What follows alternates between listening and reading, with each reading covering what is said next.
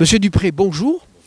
Alors, vous nous accueillez ici au LARPS et vous accueillez en particulier l'écurie des Cimes, puisqu'à l'occasion du 68e rallye des Cimes qui va avoir lieu dans une semaine exactement, eh bien, le LARPS assure l'hébergement d'une partie ou d'une bonne partie de l'organisation de ce rallye. Alors, déjà, merci beaucoup de nous accueillir et nous en profitons pour faire connaissance avec votre établissement dans lequel, je crois, vous êtes nouvellement nommé. Oui, tout à fait. Je suis arrivé il y a moins de 2 semaines dans l'établissement. Je viens du département du Nord où je dirigeais un gros établissement. Et voilà, je suis arrivé pour reprendre la direction du LARPS il y a exactement 10 jours. Bon, mais très bien. Alors, vous allez nous présenter un petit peu cet établissement, qui est un établissement agricole privé et qui est géré par une association, hein, donc qui propose des formations aux élèves. Tout à fait.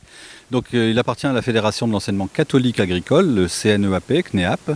Nous proposons ici les formations en 4e et 3e de l'enseignement agricole. Donc c'est un peu différent du collège classique. Ce sont des enseignements qui sont donnés pour des élèves qui ont des projets liés à la nature, au monde rural, à l'environnement, ou des élèves qui sont en difficulté scolaire et qui ont besoin de trouver un nouveau souffle dans l'enseignement.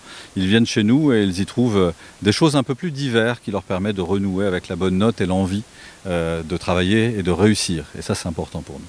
Nous avons également un bac professionnel conduite de gestion de l'entreprise agricole avec les parcours ovins et bovins. Nous avons un bac professionnel animalerie qui permet de travailler sur la vente dans les animaux de compagnie. Nous avons également un autre parcours autour de l'élevage des chiens et des chats. Et enfin, un dernier parcours sur le service aux personnes et au territoire. Et vous aurez l'occasion, j'imagine, de voir quelques images de l'établissement pendant que je parle. Merci. Et donc, pour enseigner toutes ces matières, il faut une équipe pédagogique solide, je pense. Tout à fait. Nous avons 31 enseignants ici du ministère de l'Agriculture qui ont fait leur rentrée d'ailleurs ce matin, que j'ai accueilli ici, ou plutôt je pense que ce sont eux qui m'ont accueilli en tant que nouveau chef d'établissement, avec des disciplines très diverses, hein, comme dans un établissement classique, anglais, français, maths, mais aussi agronomie, agroéquipement, élevage du chien, élevage du chat et autres animaux de compagnie. Alors, les élèves, je pense, sont inscrits pour la rentrée prochaine. Combien en attendez-vous ? 356 exactement seront dans notre établissement à partir de ce lundi. Ils arrivent en 2 fois, lundi et mardi. Et puis, parmi les 356, nous avons quasiment 300 internes. Ah oui, c'est formidable. Donc. Et le rayonnement de ce lycée, les élèves viennent d'où ? Alors comme vous le comprenez, s'ils sont internes, c'est qu'ils ne sont pas du secteur, ils viennent plutôt de loin. Donc nous avons des jeunes de toute la région du sud. Nous montons jusque Bordeaux, nous montons jusque Toulouse, voire parfois même pour certains un peu plus au-delà encore. Et dites-moi, est-ce qu'il y a des sections qui attirent davantage d'élèves que d'autres ?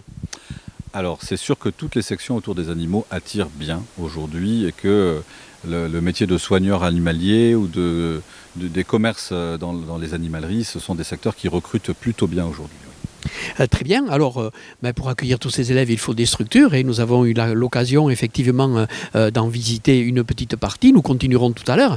Alors, cette structure d'accueil comporte des équipements qui sont dédiés à la formation d'abord. Entièrement dédiés à la formation et que pour la formation d'ailleurs. Nous avons une magnifique animalerie qui est en fait un magasin pédagogique dans lequel les élèves s'exercent à la vente en animalerie comme ils le feraient dans un réel lieu de vente. Nous avons également des salles de cuisine, par exemple, cuisine pédagogique, ou des salles également qui sont un petit peu comme des mini-hôpitaux pour que les jeunes puissent exercer. Nous avons un élevage canin, donc nous avons 2 fois par an une portée de chiens également que les élèves peuvent élever tout au long de leur cursus de formation. Et puis nous avons également un atelier de mécanique agricole et une micro-ferme ici dans l'établissement et nous fabriquons également du fromage. Oui, la micro-ferme, c'est celle que nous voyons là devant nous et je vois quelques machines agricoles importantes quand même. Là aussi, il y a un équipement conséquent. Tout à fait, nous sommes en partenariat avec un agriculteur ici sur le secteur et nous appartenons également à une CUMA. Donc voilà, nous avons le matériel à disposition et les élèves comme ça peuvent participer aux travaux. Alors dites-moi pour terminer, la structure d'hébergement aussi est importante. Pour accueillir 300 internes, il faut des locaux adaptés. Alors oui, des locaux adaptés, avec des normes de sécurité très particulières, avec aussi du confort, puisque les jeunes aussi aujourd'hui veulent avoir un certain confort à l'internat et c'est bien important.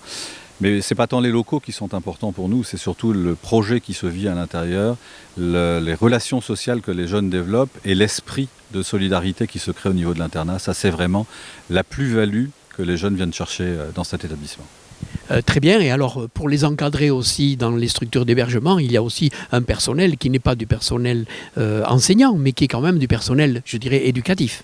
Tout à fait. Une belle équipe de vie scolaire constituée d'environ 8 ou 9 personnes, je ne sais plus le chiffre exactement, je viens d'arriver, il va falloir que je valide ça. Mais en tout cas, une très belle équipe, oui, qui encadre les élèves avec beaucoup de professionnalisme depuis déjà pas mal d'années. Ce sont des gens qui sont fidèles à l'établissement. Alors l'écurie des cimes n'aura pas droit à un personnel d'encadrement dans les chambres, mais encore une fois, nous vous remercions de nous accueillir, d'accueillir notre équipe d'organisation ici et de l'héberger. Et à notre tour, Monsieur Dupré, nous vous souhaitons la bienvenue en Soule et je pense que vous serez très très vite adopté par les Souletains et que vous saurez très vite vous adapter à la Soule. Un grand merci à vous et c'était un vrai plaisir d'accueillir votre équipe aujourd'hui. Merci monsieur. Merci. Au revoir.